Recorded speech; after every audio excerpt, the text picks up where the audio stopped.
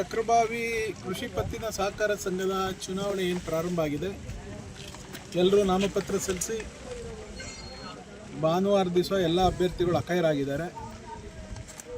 ಇವತ್ತು ನಾವು ಕಲ್ದೇನಹಳ್ಳಿ ಶ್ರೀ ಮಲೆಮಹದೇಶ್ವರ ದೇವಸ್ಥಾನದಲ್ಲಿ ಆ ಸ್ವಾಮಿ ಆಶೀರ್ವಾದವನ್ನು ಬೇಡಲಿಕ್ಕೆ 11 ಜನ ಯಾರು ನಿರ್ದೇಶಕರ ಸ್ಥಾನಕ್ಕೆ ಅಭ್ಯರ್ಥಿಗಳು ನಿಂತಿದ್ದಾರೆ ನಮ್ಮ JDS ಮತ್ತು NDA ಪರವಾಗಿ,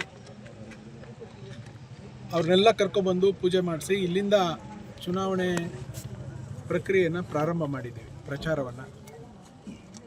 ಸೊ ಆ ಸ್ವಾಮಿಯಲ್ಲಿ ಹರಕೆಯನ್ನಿಟ್ಟಿದ್ದೇವೆ. 40 ವರ್ಷಗಳಿಂದ ಒಂದೇ ಕುಟುಂಬದ ಕಪಿಮುಷ್ಟಿಯಲ್ಲಿದ್ದಂಥ ಈ ಸಹಕಾರ ಸಂಘ ಇವತ್ತು ಮುಕ್ತವಾಗಿ ಅಲ್ಲಿನ 1500-1600 ಜನ ಮತದಾರರಿಗೆ ಅವಕಾಶ ಸಿಕ್ಕಿದೆ. ನಾವೆಲ್ಲರೂ ಕೂಡ ಚುನಾವಣೆ ಮಾಡಿ ಜನರ ಬಳಿ ಹೋಗಿ ಈ ಪ್ರಜಾಪ್ರಭುತ್ವ ವ್ಯವಸ್ಥೆಯಲ್ಲಿ ಚುನಾವಣೆಯ ಮೂಲಕ ಹಕ್ಕನ್ನು ಪಡೆಯುವಂಥ ಕೆಲಸ ಆಗಬೇಕು ಅನ್ನುವಂಥ ಹಿನ್ನೆಲೆಯಲ್ಲಿ ಇವತ್ತು 11 ಜನ ಅಭ್ಯರ್ಥಿಗಳು ಕಣಕ್ಕಿಳಿದಿದ್ದಾರೆ. ಎಲ್ಲ ಮತದಾರರನ್ನು ಮುಟ್ಟುವಂಥ ಕೆಲಸ ಇವತ್ತಿಂದ ಆಗ್ತದೆ. ಎಲ್ಲ ಮತದಾರರಿಗೆ ವಿನಂತಿ ಮಾಡಿ, ಒಂದೇ ಕಪಿಮುಷ್ಟಿಯಲ್ಲಿದ್ದ 40 ವರ್ಷಗಳ ಈ ಸಹಕಾರ ಸಂಘ ಒಂದು ಬದಲಾವಣೆ ಬಯಸಿ ಬೇರೆಯವ್ರಿಗೂ ಕೂಡ ಒಂದು ಅವಕಾಶ ಮಾಡಿಕೊಡಿ. ಆ ಅವಕಾಶದ ಹಿನ್ನೆಲೆಯಲ್ಲಿ ನಾವು ಕೂಡ ಒಂದು ಈ ಸಾರ್ವತ್ರಿಕವಾಗಿ 5 ವರ್ಷಗಳ ಕಾಲ ಆಡಳಿತ ಮಂಡಳಿನಲ್ಲಿ ಒಳ್ಳೆಯ ಆಡಳಿತವನ್ನು ಕೊಡ್ತೀವಿ ಎನ್ನುವಂಥ ಒಂದು ಒಳ್ಳೆಯ ಕನಸನ್ನು ಇಟ್ಕೊಂಡು ಇವತ್ತು ನಮ್ಮ 11 ಜನ ಅಭ್ಯರ್ಥಿಗಳು ಮತದಾರರ ಬಳಿ ಹೋಗ್ತಾ ಇದ್ದಾರೆ. ನಮಗೆ ಆತ್ಮವಿಶ್ವಾಸ ಇದೆ. ನಮ್ಮ ಕಣದಲ್ಲಿರ್ತಕ್ಕಂಥ ನಮ್ಮ ಅಭ್ಯರ್ಥಿಗಳಿಗೆ ಆತ್ಮವಿಶ್ವಾಸ ಇದೆ. ನಮ್ಮ ಪಕ್ಷದ ಎಲ್ಲ ಮುಖಂಡರುಗಳಿಗೆ, ಯುವ ಮುಖಂಡರುಗಳಿಗೆ, ನಮ್ಮ ಮಹಿಳಾ ಮುಖಂಡರುಗಳಿಗೆಲ್ಲ ಆತ್ಮವಿಶ್ವಾಸ ಇದೆ. ಈ ಚುನಾವಣೆಯಲ್ಲಿ ನಮಗೆ ಜನ ಆಶೀರ್ವಾದ ಮಾಡ್ತಾರೆ. ನಾವು ಕೂಡ ಒಂದು 5 ವರ್ಷ ಯಾವುದೇ ಲೋಪದೋಷ ಇಲ್ಲದೇ, ಯಾವುದೇ ಭ್ರಷ್ಟಾಚಾರ ಇಲ್ಲದೇ 5 ವರ್ಷ ಪಾರದರ್ಶಕವಾಗಿ ಆಡಳಿತ ಕೊಡೋಣ ಈ 16 ಗ್ರಾಮಗಳಿಗೆ ಅಂತೇಳಿ ತೀರ್ಮಾನ ಮಾಡಿ ಮುಂದೆ ಹೋಗಿದ್ದಾಗಿದೆ.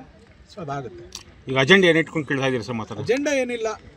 ಒಂದೇ ಕಪಿಮುಷ್ಟಿಯಲ್ಲಿದ್ದ ಆಡಳಿತವನ್ನು, ಅಲ್ಲೇನು ಭ್ರಷ್ಟಾಚಾರ ನಡೆದಿದೆ, ಅಲ್ಲೇನು ಭಾಳ ವರ್ಷಗಳಿಂದ ದುರಾಡಳಿತ ನಡೆದಿದೆ, ಅವನ್ನು ಬದಲಾವಣೆ ಮಾಡಬೇಕು ಅನ್ನುವಂಥ ಒಂದೇ ಅಜೆಂಡಾದಲ್ಲಿ ಇವತ್ತು ಹೋಗ್ತಾರೆ. ಸಂಧಾನಕ್ಕೆ ಏನಾದ್ರು ಕರೆದಿದ್ದೀರಾ ಸರ್? ನಿಮಗೆ ಚುನಾವಣೆ ಸಂಧಾನಕ್ಕೆ ಬೇರೆ ಬೇರೆ ನಮ್ಮ ಮುಖಂಡರುಗಳೆಲ್ಲ ಮಾತಾಡಿದ್ರು. ಒಟ್ಟಾರೆಯಾಗಿ ನಾವು ಒಂಥರ ಭಿಕ್ಷುಕರಾಗಿ ಅವ್ರ ಮುಂದೆ ನಿಲ್ಲುವಂಥ ಪರಿಸ್ಥಿತಿ ಬೇಡ. ಇದು ಪ್ರಜಾಪ್ರಭುತ್ವ ವ್ಯವಸ್ಥೆ, ಜನರ ಮುಂದೆ ಹೋಗೋಣ ಅಂತೇಳಿ ನಾವು ಸಂಧಾನದಲ್ಲಿ ಏನು ಎಷ್ಟು ಸ್ಥಾನ ಕೊಡ್ತೀವಿ ಅಂತ ಏನಾದರೂ ಹೇಳಿದ್ರಿ? ಅದಿಲ್ಲ, ನಮಗೆ ಆ ಸಂಧಾನದ ಪ್ರಶ್ನೆನೇ ಬರಲಿಲ್ಲ. ನಾವು ಈಗ ಇದರಲ್ಲಿ ಭಿಕ್ಷುಕರಲ್ಲ. ನಾವೇನಿದು ಭಿಕ್ಷೆ ಬೇಡೋದು ಮತದಾರರ ಬಳಿ. ಮತ ಭಿಕ್ಷೆ ಬೀಳಬೇಕು. ಮತ ನಮ್ಮ ಜೋಳಿಗೆ ತುಂಬಿಸ್ತಾರ ಅಥವಾ ನಮ್ಮ ಕಾಲಿಗೆ ಕಳಿಸ್ತಾರ ಅಂತ ಮತದಾರ ತೀರ್ಮಾನ ಮಾಡಲಿ ಅಂತೇಳಿ ಮತದಾರರು. ವೋಟರ್ ಎಷ್ಟು ಹೇಳಿದ್ರು ಸರ್ ಇಲ್ಲಿ? ಸಾಲಗಾರ ಕ್ಷೇತ್ರದಲ್ಲಿ ಸುಮಾರು 1400 ಜನ ಇದ್ದಾರೆ.